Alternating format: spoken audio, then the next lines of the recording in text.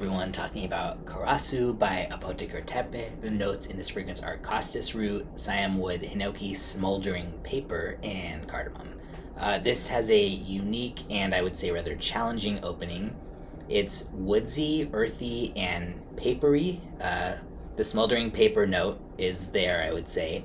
It's not in the way I might have thought of that as being like a pile of paper on fire, but I'm thinking more like hot paper that's fresh out of a printer or a photocopier type of thing, sitting on an old wooden desk with maybe a few pieces of like cardamom or some kind of a little bit of spice spilled on there, although the cardamom is really not very present at all here. Definitely interesting, but it's not something I can say that I enjoy smelling. It's not like, oh, that smells good, but it is like, most things I try don't smell like that, and I don't hate it or anything by any means. Somehow I just keep kind of going back to smell it because of the interesting factor, like did it really smell like that? Oh. I saw another reviewer on the Fragrantica page for this say that Costus root has an unwashed scalp scent profile, and honestly, after reading that, I can kind of see it.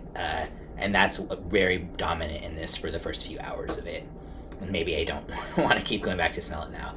No, overall, though, I would say it's certainly worth sampling for the creativity and interesting factor and kind of experience if you're really into fragrance stuff and you just like to try all kinds of different stuff. If you're just looking for something that you're going to love the scent of or to feel confident about or to get compliments or something, this is not going to be a good fit for that. So I would just say don't go into it getting your hopes too high that you're going to necessarily love the scent, but maybe you will. But it is interesting and I don't regret trying it.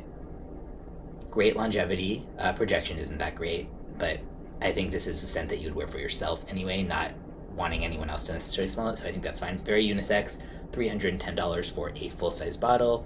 They use very, very high-quality ingredients, and I think everything's made in small batches and everything, so it's not just about the scent in that case. But yeah, so I think well done in an interesting sense, creative. I wish I got more Hinoki a little bit, but it's definitely there to some degree. But yeah, not something that I would want to wear. Let's put it that way. But yeah, I'll put a link in the description where you can check out a bottle or a sample.